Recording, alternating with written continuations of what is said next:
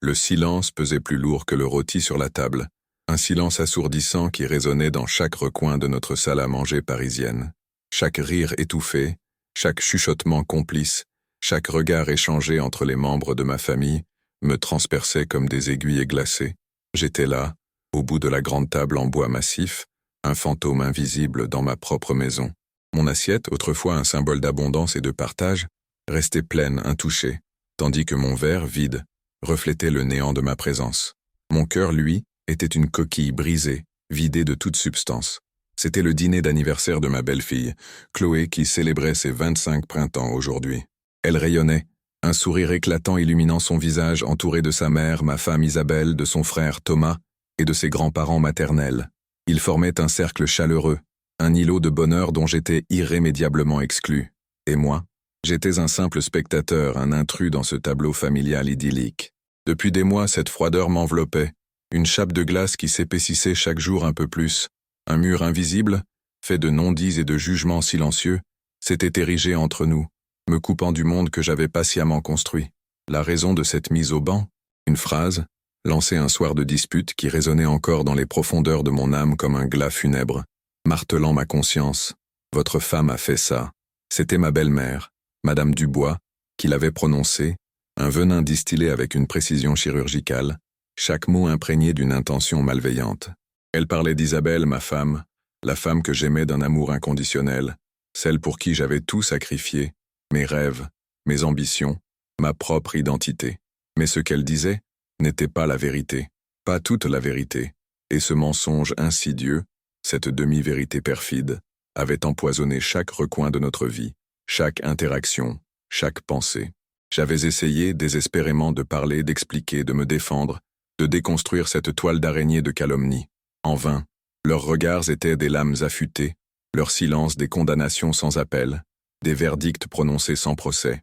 Chloé, ma belle-fille, celle que j'avais élevée comme ma propre fille depuis ses 5 ans, celle que j'avais aimée et protégée plus que tout, me regardait maintenant avec une distance glaciale, une indifférence qui me déchirait l'âme. Ses yeux, autrefois remplis d'amour, de confiance et d'admiration, étaient maintenant des miroirs reflétant le mépris, le doute et une profonde déception. Chaque jour qui passait était une torture psychologique, chaque repas partagé, un supplice insoutenable.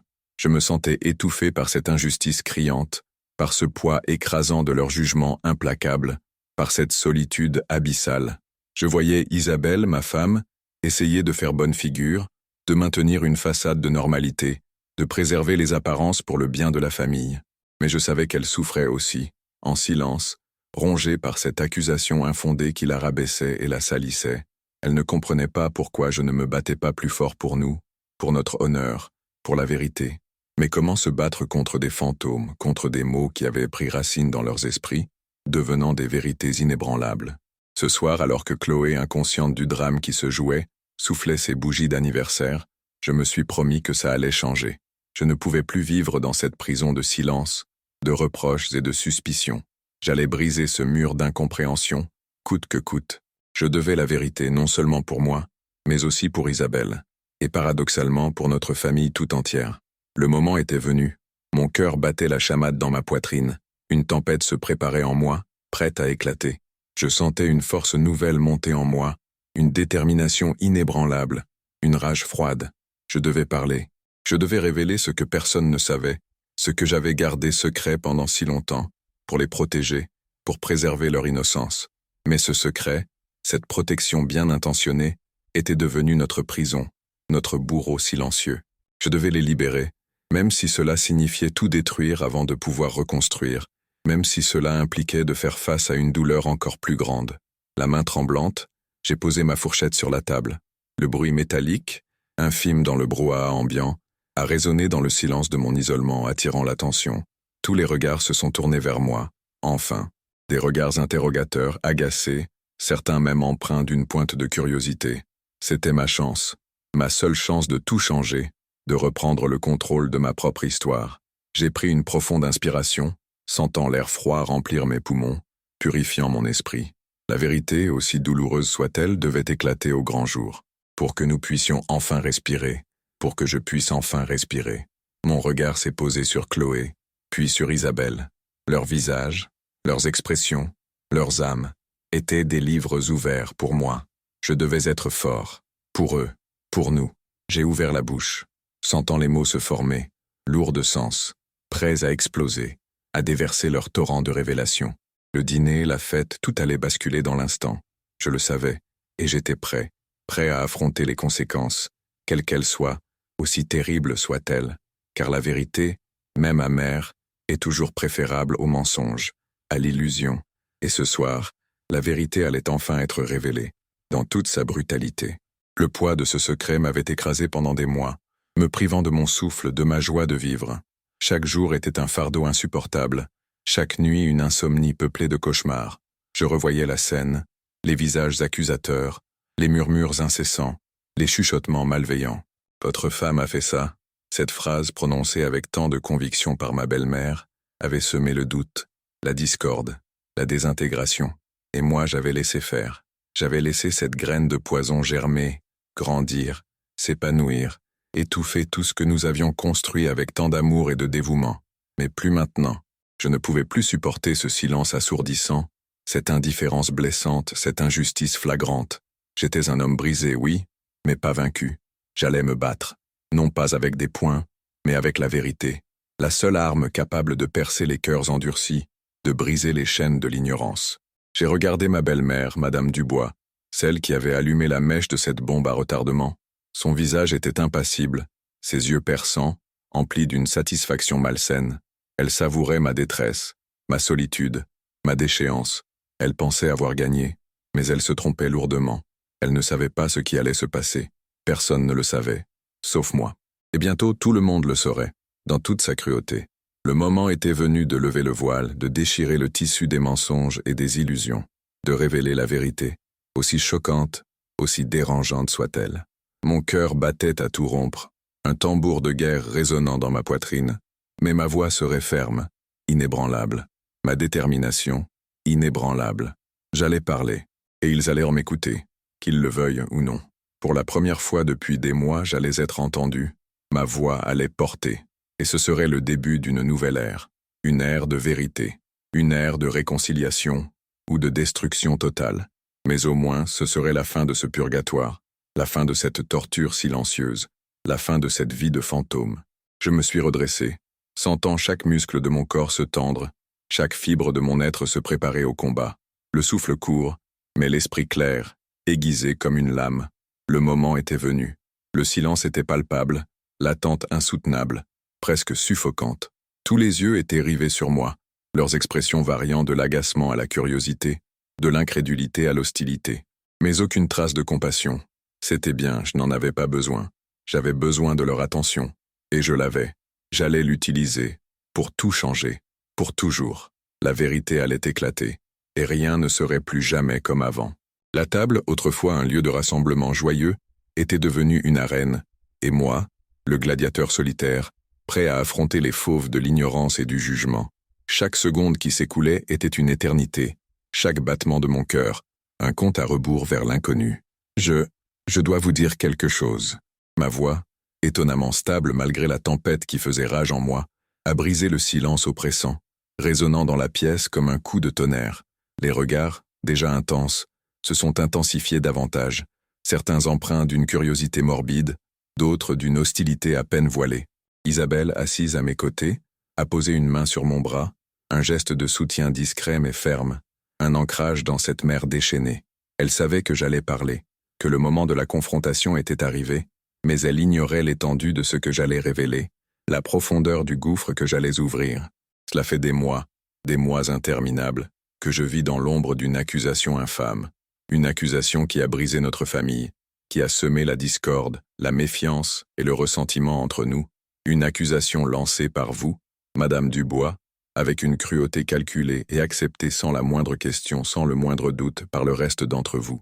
J'ai pointé ma belle-mère du doigt, mon geste lent et délibéré, ma voix chargée d'une gravité solennelle.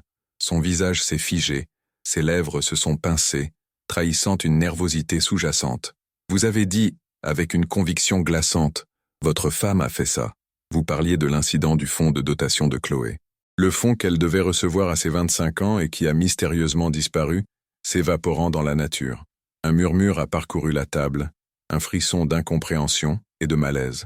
Chloé, les yeux écarquillés, m'a regardé, son visage pâle trahissant une profonde trahison. Son frère Thomas a serré les poings, prêt à défendre sa sœur.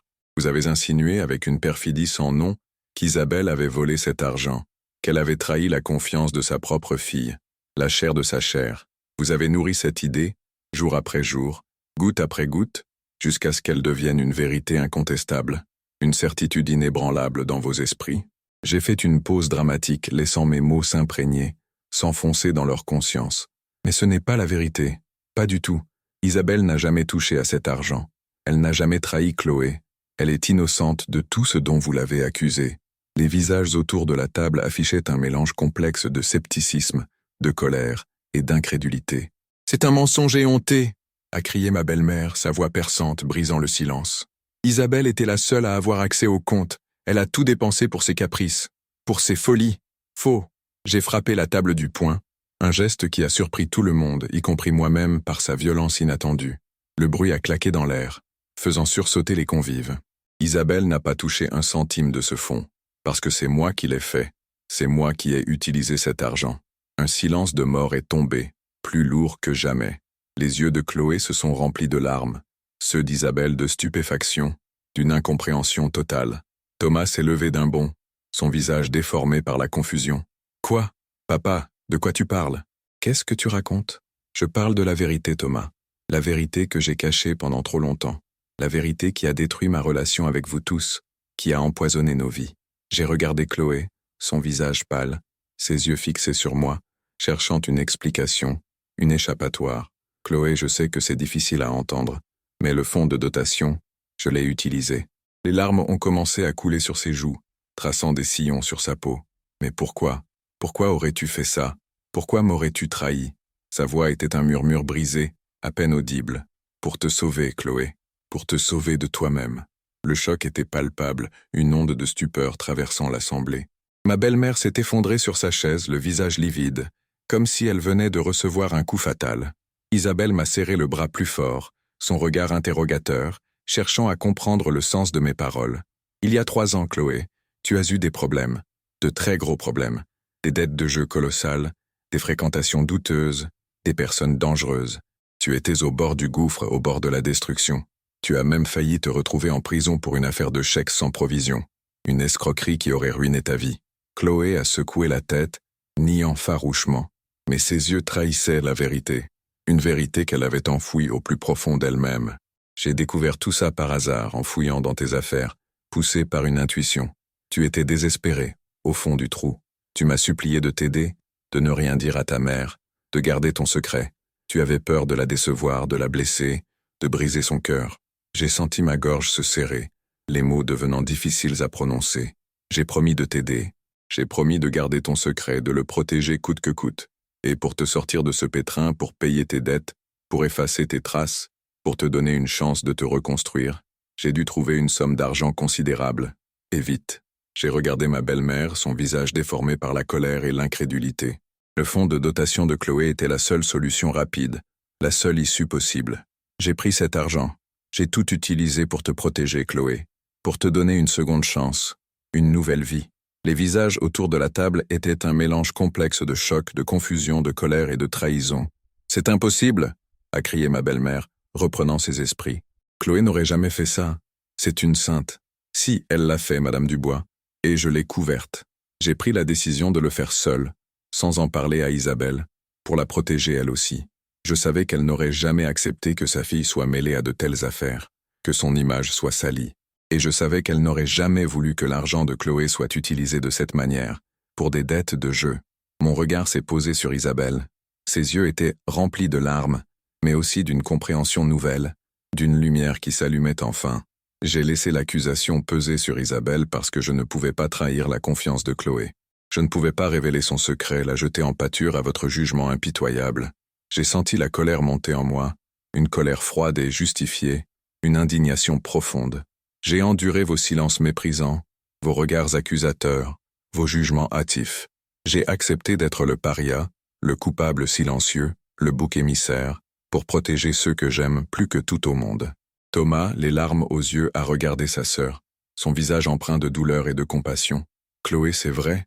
Dis-moi que ce n'est pas vrai. » Chloé, effondrée sur sa chaise, a hoché la tête, incapable de parler, ses sanglots étouffant ses mots. « J'ai vécu un enfer, mes amis. Un enfer de solitude, d'incompréhension et de culpabilité. J'ai vu ma femme souffrir à cause d'une accusation infondée, la voir se consumer à petit feu. J'ai vu ma belle-fille s'éloigner de moi, me haïr, me rejeter, alors que je l'avais sauvée de la destruction. Ma voix a tremblé, chargée d'émotions.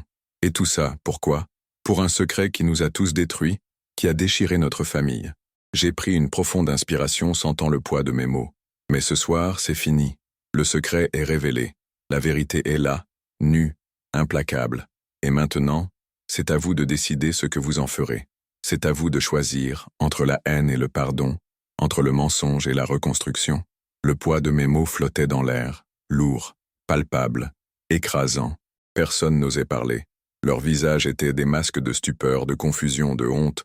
La révélation était trop brutale, trop inattendue, trop dérangeante. Ils avaient tous cru à la version facile, à la coupable désignée, à la solution de facilité. Ils avaient tous jugé sans savoir, sans chercher à comprendre, sans se poser la moindre question. Et maintenant, la vérité les frappait de plein fouet, les laissant sans voix, sans défense.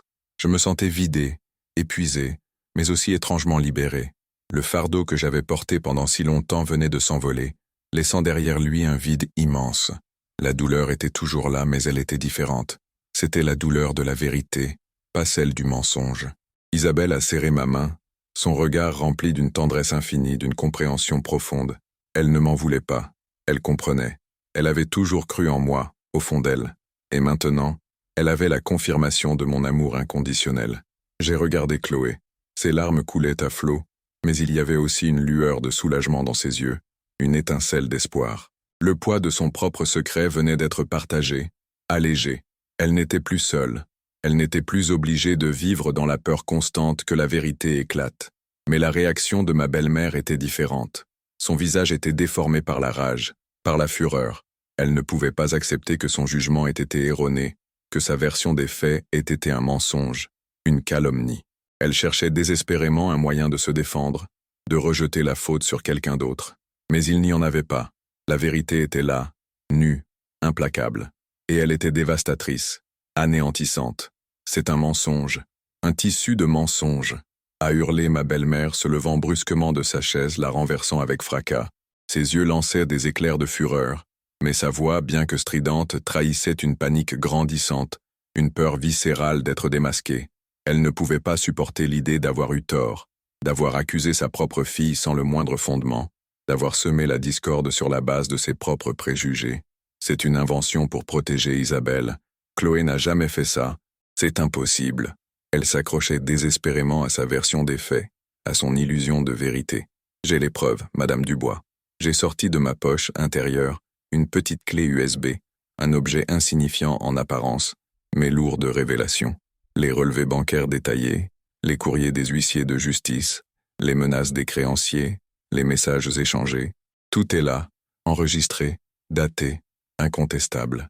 J'ai tout gardé, précieusement, au cas où la vérité devrait un jour éclater. Le silence est revenu, plus lourd encore, un silence de mort qui pesait sur chaque âme présente.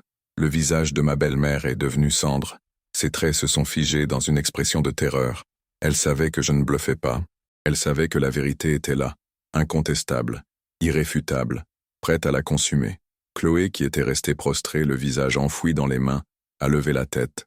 Ses yeux, rouges et gonflés par les larmes, se sont posés sur la clé USB, puis sur moi, cherchant une confirmation, une explication. Papa, sa voix était à peine un murmure, un souffle brisé. Je suis tellement désolé. Pour tout, elle a éclaté en sanglots, un sanglot profond, déchirant, mais aussi étrangement libérateur. C'était le cri d'une âme tourmentée qui trouvait enfin le chemin de la rédemption. Thomas s'est approché d'elle, l'a prise tendrement dans ses bras, la serrant fort. « Pourquoi tu n'as rien dit, Chloé? Pourquoi tu nous as caché ça? Pourquoi nous as-tu laissé croire le pire ?» Sa voix était pleine de douleur, mais aussi d'une compassion infinie, d'un amour fraternel inébranlable. J'avais honte, Thomas.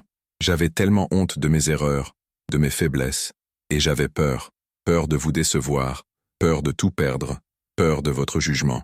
Elle a regardé Isabelle, ses yeux implorants. « Maman, je suis tellement désolée pour la douleur que je t'ai causée. » Isabelle, les larmes aux yeux, l'a serré fort contre elle. Un geste d'amour inconditionnel. « Mon amour. » Ces mots étaient un murmure, un pardon silencieux. La scène était déchirante, mais nécessaire. C'était le début de la guérison, le premier pas vers la réconciliation. Et vous, Madame Dubois, vous avez préféré croire au pire. Vous avez préféré détruire notre famille, la déchirer de l'intérieur plutôt que de chercher la vérité, de vous poser la moindre question. J'ai senti une pointe d'amertume dans ma voix, une rancœur tenace. Vous avez jugé Isabelle, vous l'avez condamnée sans appel, sans la moindre preuve, juste sur des rumeurs infondées et des préjugés tenaces.